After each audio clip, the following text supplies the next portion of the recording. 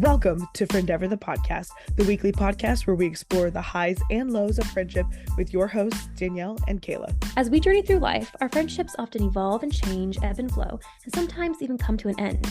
Danielle and I are lifelong advocates for the power of friendship, and we are here to guide all of us through the many challenges and joys that come with building and maintaining strong, meaningful connections with those around us. Join us each week as we deep dive into the intricacies of friendship, from navigating conflicts to fostering new relationships and everything in between. With insightful interviews, personal anecdotes, and expert advice, Friendeavor is the perfect podcast for anyone looking to strengthen their bonds with the people they love. So, whether you are on the go, taking care of chores, or just settling in, get ready to explore the world of friendship on Friendeavor, the podcast. Hello everyone, and welcome back to Friendeavor, and happy 2025. Thank you so much for kicking off your new year with us. We are in the second week of January, and this is a solo episode tonight. Like we told you at the end of last year, if you missed that episode, go back and take a listen to it. We will be transitioning our schedule a little bit this year. Kayla has set some goals for herself that are to be accomplished by the end of the year, and we are so proud of her. We're looking forward to hearing all about that journey. If you want more details, go check that out. And I am taking on some new things myself. I am a adjunct professor for Wilson University now, and their librarian as well for the university. So 2 new jobs kicking off 2025. Friendeavor is my passion. That's what I want to do with my life. This is the big reason for why I set the goals that I do, is to be able to dedicate time and resources to this. So obviously we're not letting this go by the wayside. We are pushing on deeper into what we want to accomplish in 2025. But that being said, life tends to redirect us sometimes. So that is why our schedule is altering slightly. I did get our first interview lined up for 2025. It'll be taking place in February. It should be able to drop around the middle of the month. We'll see, but keep an eye out for that. I am absolutely stoked to have this guest on. A very good friend of mine, go back quite a ways, and I think she's going to have some fantastic insights to bring to the podcast. But let us brook no further delay in getting into our topic for this week. We are going to be talking about anchors. Anchors are used a lot as metaphors. Obviously, they are weights that keep a ship in place. A lot of people use the imagery of like, oh, I'm just so burdened down. I'm so bothered. Oh, I just got these anchors that are dragging me down. So we're going to explore that topic a little bit and see how it can affect your friendship, how it can affect your life, and what it means. And if we can switch our perspective and see things in a different light. When I first started researching this topic, the song, it's an old song from, back in the 90s, which you might be thinking, well, I was born in the 90s, and Danielle, you were born in the 90s. Yeah, guys, I have some sad news. We're getting old. This song was released in 1994, over 30 years old at this point. The Anchor Holds by Ray Boltz, and I just want to read a part of the lyrics to you. The anchor holds, though the ship is battered. The anchor holds, though the sails are torn. I have fallen on my knees as I face the raging seas. The anchor holds in spite of the storm. So, anchors, what do they mean?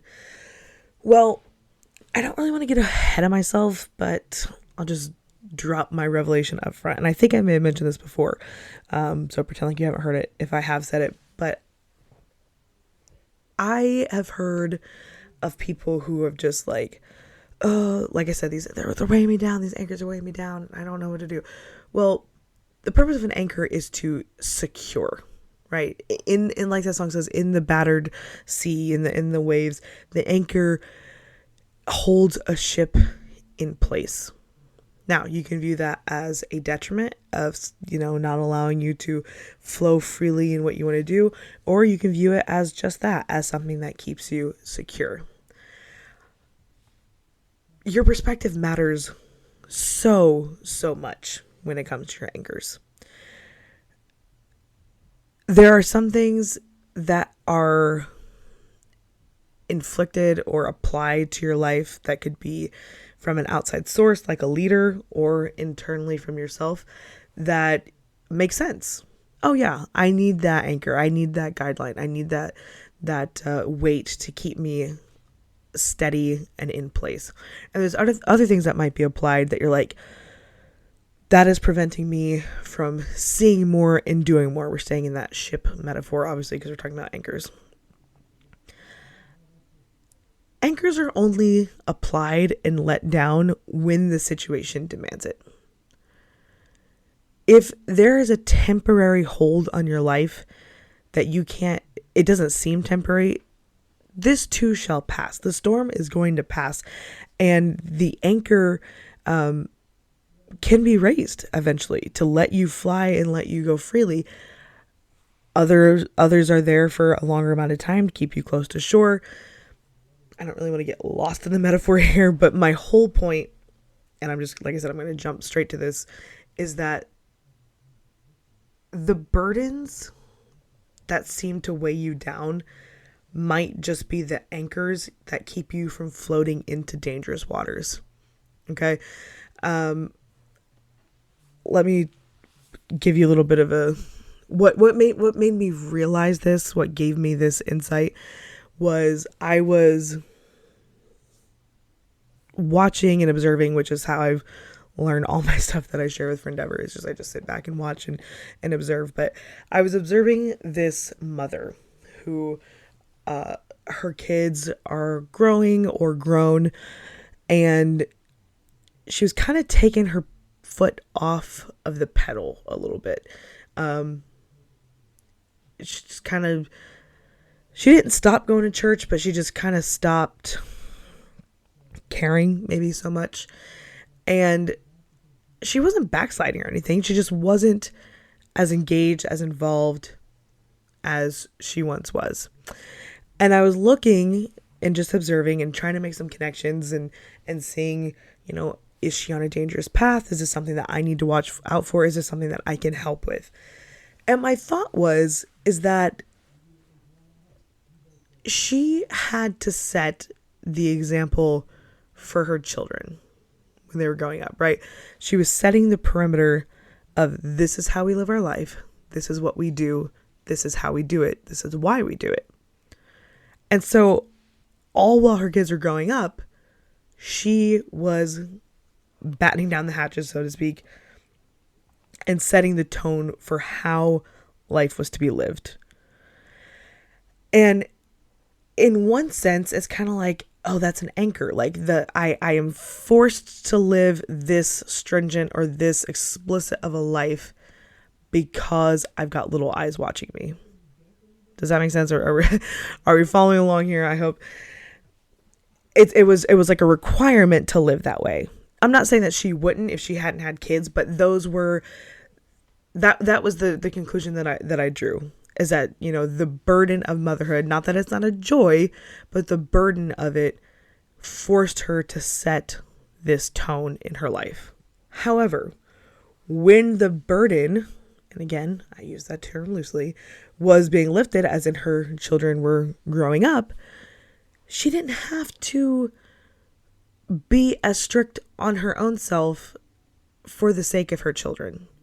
She didn't have to be quite as faithful to church. She didn't have to be quite as involved in things because she was no longer setting the example for other little eyes. As the process went on, as she got a little bit deeper, she not only wasn't involved in stuff anymore, then she just missed a midweek service. And then missed a Sunday. Just one. And then it just kind of kept going. She didn't stop with her holiness. She didn't stop with her standards. But the burden, the responsibility wasn't there anymore. And this is what led me to this conclusion, is that the burdens that seem to weigh you down, the things that force you to lockstep and live a certain way, might just be the things that keep you from floating into dangerous waters. Had she set that kind of example for her children early on, I don't think anybody would have noticed that things were different, because that was just the way she would have been. However, her children would not have met the same standard. There is like this old principle in when you're like a worship leader, is that if you want people to lift your hands have got to be stretched to the ceiling. If you want them to be up by their ears have to be stretched to the ceiling. If you want them to be clapping, you have to be doing a huge wide clap, right? Because the example that you're setting probably is not going to be matched or mirrored movement for movement. So in the case of this mother, if she's going above and beyond to live this particularly stringent life so that her children can mirror to an extent that example, if she had not been quite as on top of things while they were younger, they would never have gotten to the stage that they are. Again, I hope this is making sense. I would hate to start off 2025 with a confusing podcast episode. Hopefully this will land on the ears that need to hear it, or will give clarity to someone who you might be witnessing the same thing in a situation around you. So my whole point is that if she continues going down this path, I'm not saying that this person is going to backslide. I'm not saying that they're not going to be saved. I'm not saying that they can't still be involved. But this loosening up of lifestyle and faithfulness or what have you, and I'm not here to judge. That's not my role. I am purely an observer. For someone who is not quite as grounded, as anchored, they could easily, the moment they start pulling those anchors up from the seafloor and loading them onto their ship, they could be tossed about by literally every wind of doctrine. They could be floating into dangerous, unprecedented waters that they've never been in before. So what's my point for bringing this up? Sometimes the anchors that seem to be limiting you are really just keeping you in a safe place. A ship is never going to get so mature that the winds and the sea cannot batter it. In fact, the older a physical ship gets, the more it will break down. Obviously, with sainthood and being a believer, you typically get stronger as the years go on. But the principle of the anchors still applies. If we look at the book of Hebrews, particular in the NIV version, book of Hebrews chapter 6, verse 19, we have this hope as an anchor for the soul, firm and secure. It enters the inner sanctuary behind the curtain. The hope that is being referred to is the promises of God, salvation and being secure in our salvation. So I would say understand the anchors. Try to put things into perspective. A lot of times people go to therapy for clarity.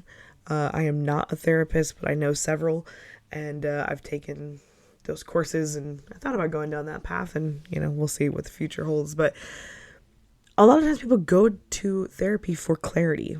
They're encountering something and they don't understand what it means, and so they need someone to help them work through it. So if you are feeling bogged down, if you feel to the point that you're sinking, that your ship is being threatened to go under the sea because of the anchors, try to understand them.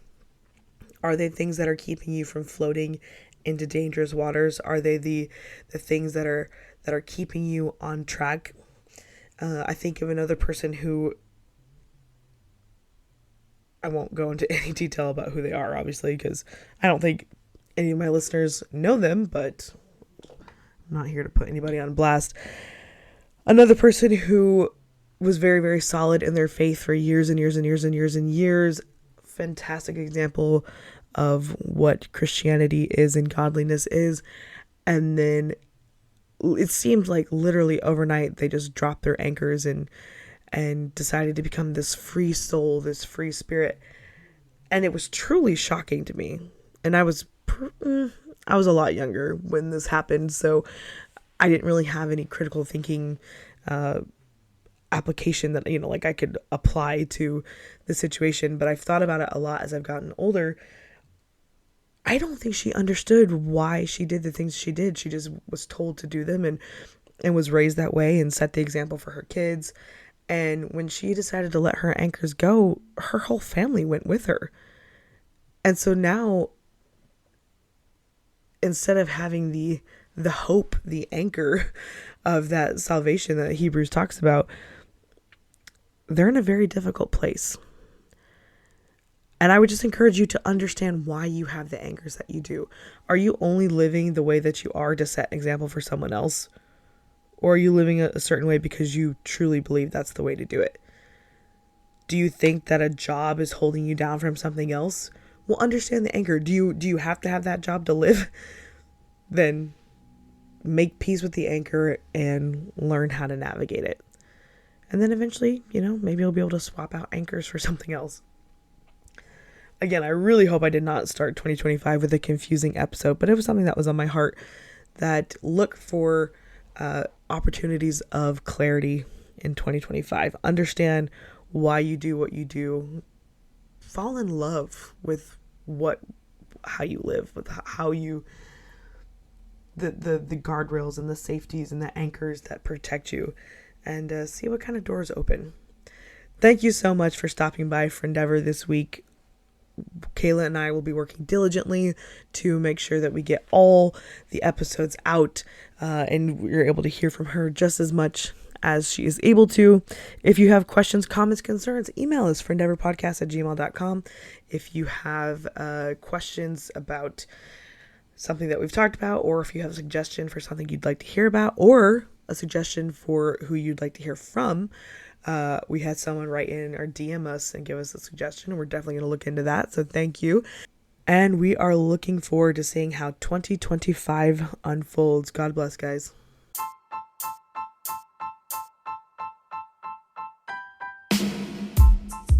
Thank you so much for listening to this week's episode of Friendeavor the podcast. Don't forget to subscribe wherever you get your podcasts. And if you enjoyed today's content, leave a review and share with a friend. You can find the show notes on our website, www.friendeavor.net, and in the description of this episode. Friendship is a journey. It's an endeavor. We'll see you next time on Friendeavor.